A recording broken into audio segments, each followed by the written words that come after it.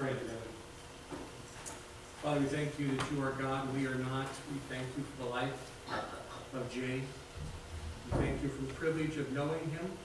Thank you for all of the family and relatives that are here to celebrate his life today. We just thank you for these things. We pray in your Son's most precious name. All God's people said. Amen. You may be seated. If you next to you is a hymnal. We're going to start off this morning by singing a couple of songs that are some of Jay's favorites. And so if you'll take out a hymnal, page number 635. 635, In the Garden. We're going to sing the first verse and the last verse together. So let's sing together as we begin the time this morning.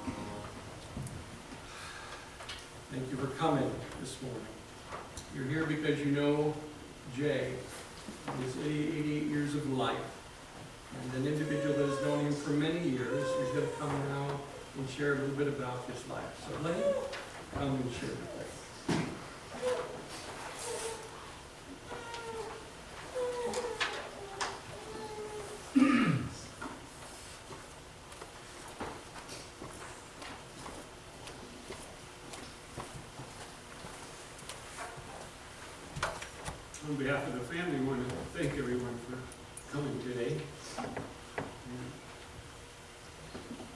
It's important to J. Marvin Foley that this be a celebration of life. Let's see how well I can control my emotions. A favorite quote of his was from Ralph Waldo Emerson. That the last part of it says, "To know even one life has breathed easier because you have lived. This is to have succeeded." And by that measure, J. Marvin Foley succeeded. This is a wonderful life, and we are so much better for having known him. One of the things that I wanted to emphasize was his generosity. Jay was a great storyteller, and so I'd like to do it in terms of stories that we heard many times over the years. No one heard him more than his dear wife, Eva. He grew up on a farm where they grew most everything they needed, plus some cash crops like tobacco. At his father's passing, he realized more than he knew as a young boy how many people had been taken care of by his mom and dad. This was the Great Depression. And they were very generous, sharing what they had, the hogs and what they grew, and the chickens and the milk and the vegetables. Even hobos, as they used to be called, would come by. And Jay thought that they must have a system of marking the friendly homes, because they came a lot. And a principle that was important to Jay was what he observed from his dad. He let them sleep in the barn, and shared food with them, but he always gave them a chore of some kind to do, because he recognized that people feel better when they work for what they receive. That was an important principle to Grandpa. He developed a strong work ethic. On the farm, you start at least a year ahead, canning food and preparing for the winter months. At age 5, he started gathering kindling. He and his brother would chop enough wood for the entire year ahead with one of those crosscut saws, and it's real work. He started milking the cows from age 12. There were 8 or 9 children, I forgot, in his family. And he was in the middle, but when he was 12, he took over the responsibility of milking the cows. And he was still doing that when he was dating Eva. Interrupted the dates because cows don't wait. And that's an important principle as well. Believe it or not, at age 16, he drove the school bus. At 16. A story that illustrates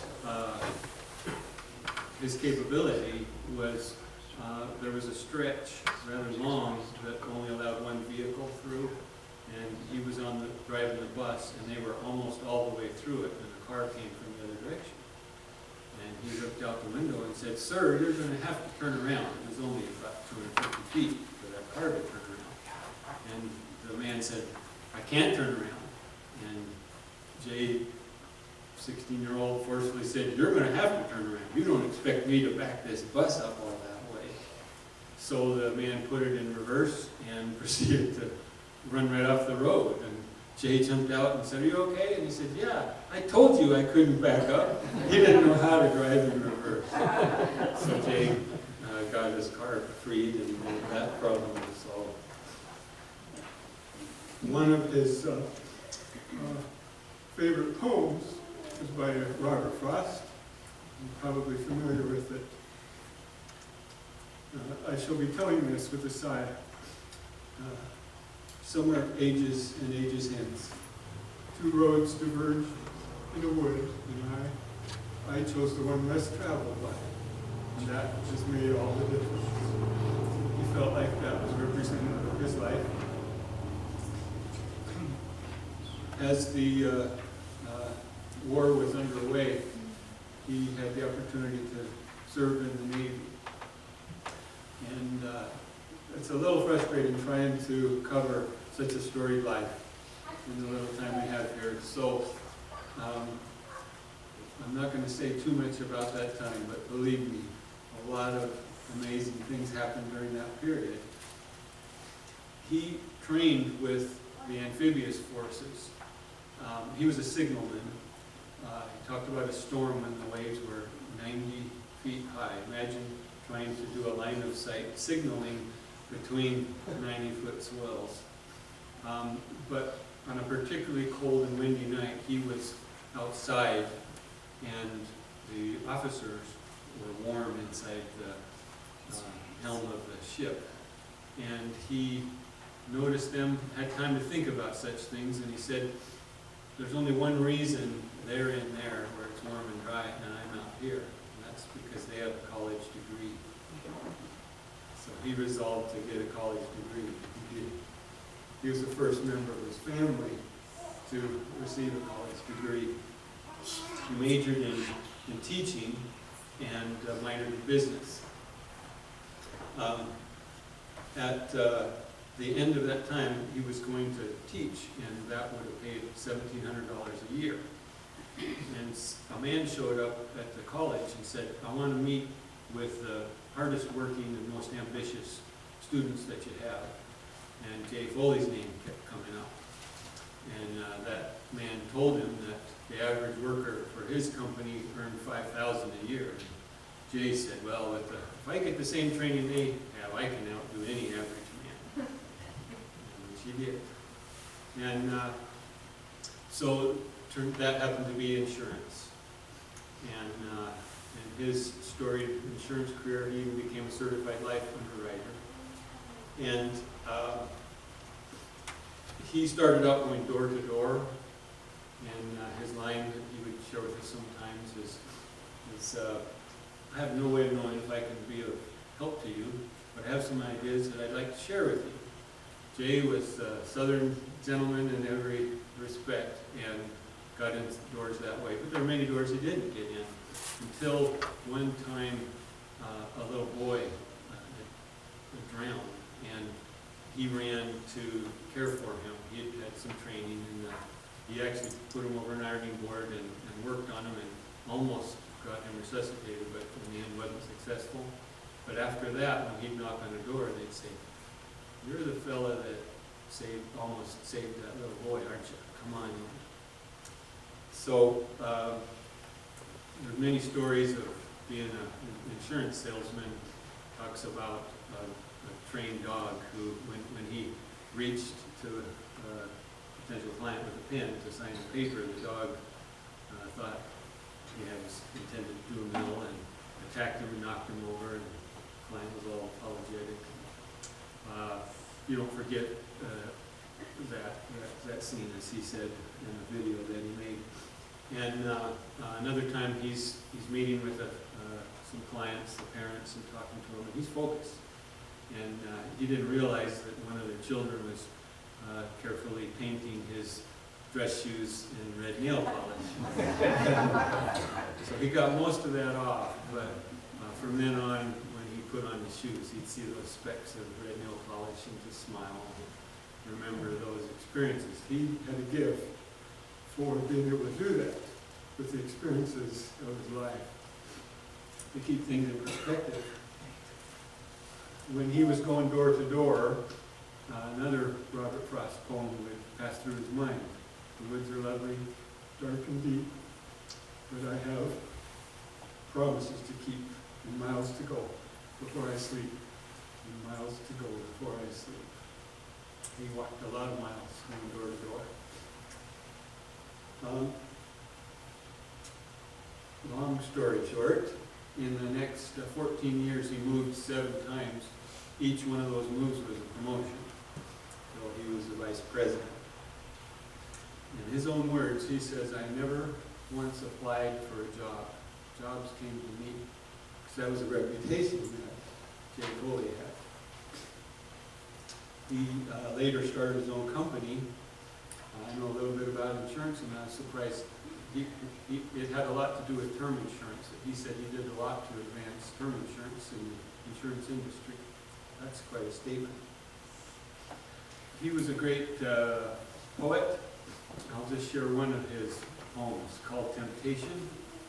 And I like this one because it illustrates if you work hard early on, you have choices later on in life.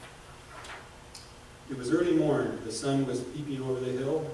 Everything was calm and serene. The air was still. There would be 14 hours of sun before setting in the west. Should I hunt, fish, golf, or work? What would be best? One side of me said, go play a round of golf. There will be plenty of rainy days to work off. The other side said, work must come first. If not, your life will be a curse. I'm sure you're wondering which side won. The only thing I'll tell you, I shot an 81.